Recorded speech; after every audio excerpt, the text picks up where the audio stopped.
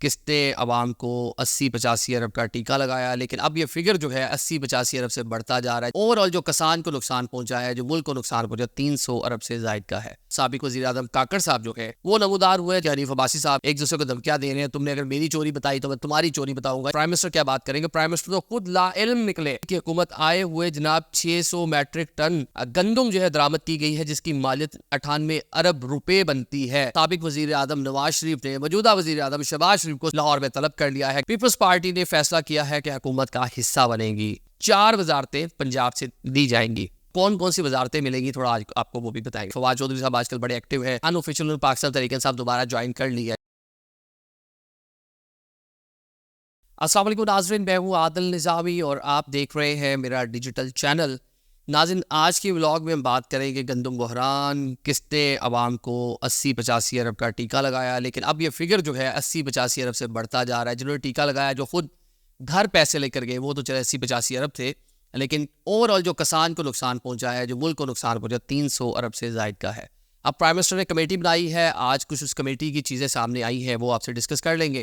Secondly, Pakistan Peoples party نے فیصلہ کیا ہے کہ حکومت کا حصہ بنے گی، اور پاکستان پیپلز پارٹی کو کون کون سی وزارتیں ملیں گی تھوڑا آج آپ کو وہ بھی بتائیں گے۔ سب سے پہلے جناب پرائم منسٹر پاکستان شہباز شریف نے جناب سوموار کو رپورٹ طلب کی ہے، اور اس کے ساتھ ساتھ سابق وزیر اعظم نواز شریف نے موجودہ وزیر اعظم شہباز شریف کو سوموار کو ہی لاہور میں طلب کر لیا ہے گندم بحران پر، کیونکہ یہ بہت شدت اختیار کر گیا ہے۔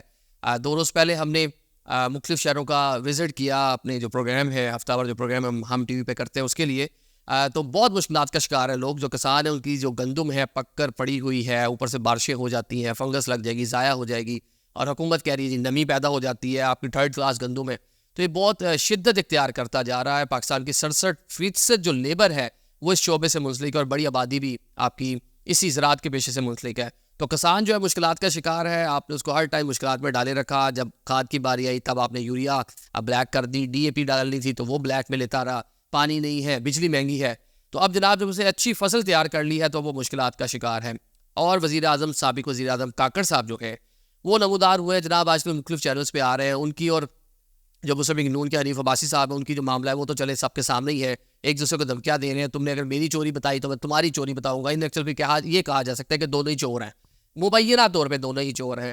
کاکڑ صاحب بتا رہے ہیں فارم 47، یہ لمبی ڈبیٹ ہے، اس کو بڑے پورا ولاگ ہو سکتا ہے، پورا ولاگ کے پورا کوئی 1 گھنٹے تقریر ہو سکتی ہے کہ جناب آپ پرائم منسٹر پاکستان جو آپ 47 کا جو ہے تانا دے رہے، تو کوئی آرڈنری بندہ کوئی پاکستان تحریک انصاف والا اگر دے دیتا، مولانا دے دیتے، سمجھ آتی۔ آپ جناب نگراں وزیر اعظم اور آپ یہ تانے دے رہے ہیں، اور حنیف عباسی اللہ کی قسم کھا کے کہہ رہے ہیں کہ جناب چوری ہوئی ہے اور آپ لوگوں نے کی ہے۔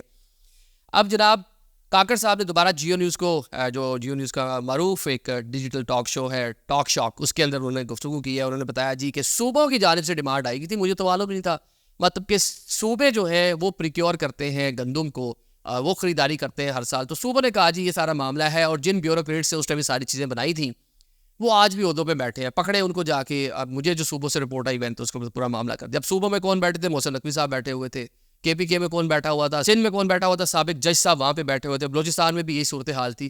اس پورے معاملے میں اگر ہم دیکھیں تو جناب اب کاکڑ صاحب اپنی صفائیاں دے رہے ہیں، ملبہ صوبوں پہ ڈال رہے ہیں، لیکن ایٹ لیسٹ کسی نہ کسی کو ملبہ اٹھانا پڑے گا، کہیں نہ کہیں معاملات فکس کرنے پڑیں گے۔ اب پرائم منسٹر نے جو اس حوالے سے پورا معاملہ بتایا، پرائم منسٹر کیا بات کریں گے؟ پرائم منسٹر تو خود لا علم نکلے۔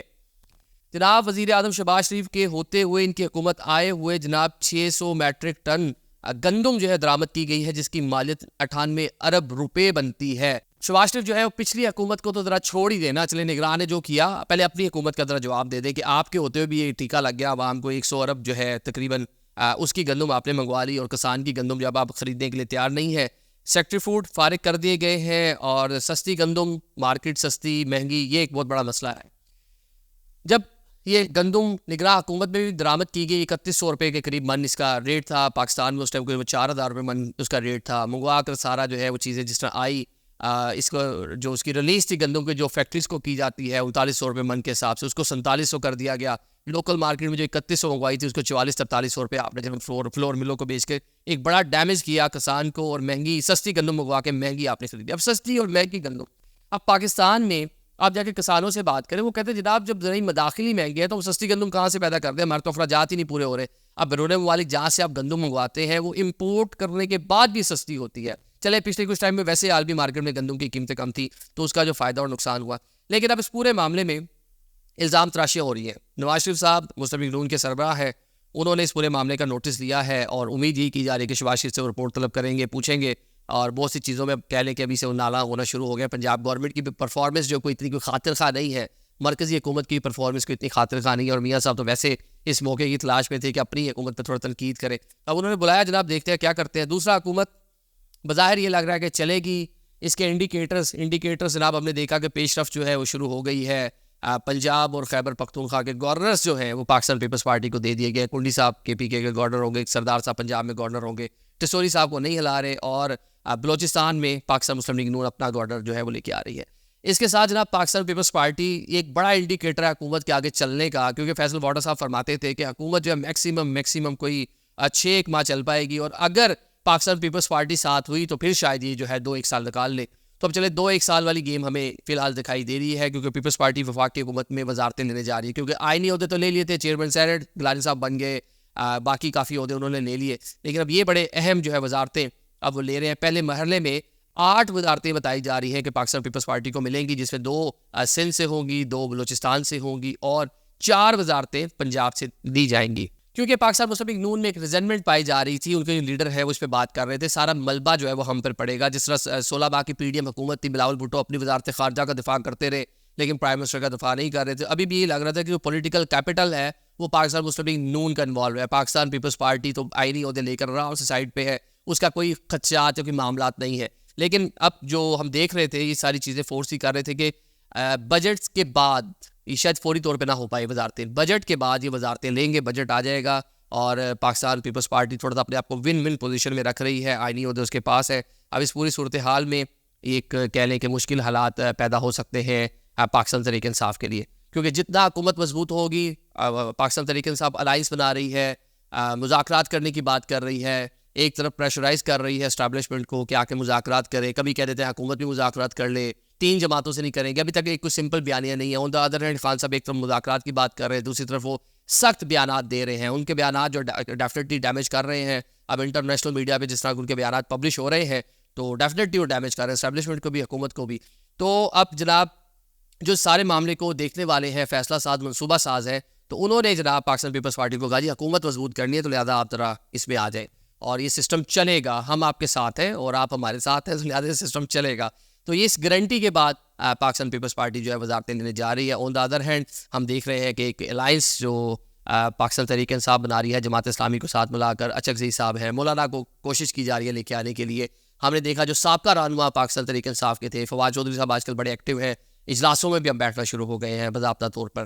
ایک طرح سے کہہ لیں کہ ان آفیشیل پاکستان تحریک انصاف دوبارہ جوائن کر لی ہے. جب اجلاسوں میں میٹنگز میں بیٹھ رہے ہیں تو مطلب یہ کو پاکستان تحریک انصاف کا حصہ بن گیا. اچھی چیز ہے, کیونکہ ایک پولیٹیکل فگر, پولیٹیکل نیم جو اچھے طریقے سے معاملات چلا سکے وہ چاہیے تھے. وہ کلا موجود ہے, ٹھیک ہے, آئینی اور قانونی معاملات وہ دیکھ رہے تھے, لیکن جو پولیٹیکل سوچ تھی اس کو وہ آگے نہیں چلا پا رہے تھے, فیصلہ سازی اس طرح نہیں کر پا رہے تھے, چیزوں کو ڈائلاگ اس طرح نہیں کر پا رہے تھے. تو یہ جناب ایک اچھی چیز ہو گئی ہے. تیسرا جناب مسلم لیگ نون کے جو سربراہ ہے نواز شریف صاحب کو صدارت اپنے پاس, اور پارٹی کا سیکرٹری جنرل جو ہے وہ خواجہ سعد رفیق کو بنانے کا ارادہ رکھتے ہیں. اب اس کے اوپر کام جناب شروع ہو گیا ہے. ویری سون آپ دیکھیں گے کہ میاں صاحب دوبارہ سے پارٹی کی صدارت کریں گے اور سعد رفیق صاحب پارٹی کے سیکرٹری جنرل ہوں گے. یہ فیصلہ کیا گیا ہے کہ جو حکومتی عہدوں پر بیٹھے ان سے اور جو پارٹی کے عہدے ان کو الگ الگ کر دیا جائے, اور پارٹی اب دیکھا جائے گا کہ وہ اپنی حکومت کی کارکردگی کو کرٹیسائز بھی کرے گی, اس کو چیک اینڈ بیلنس بھی رکھے گی. Thank you so much.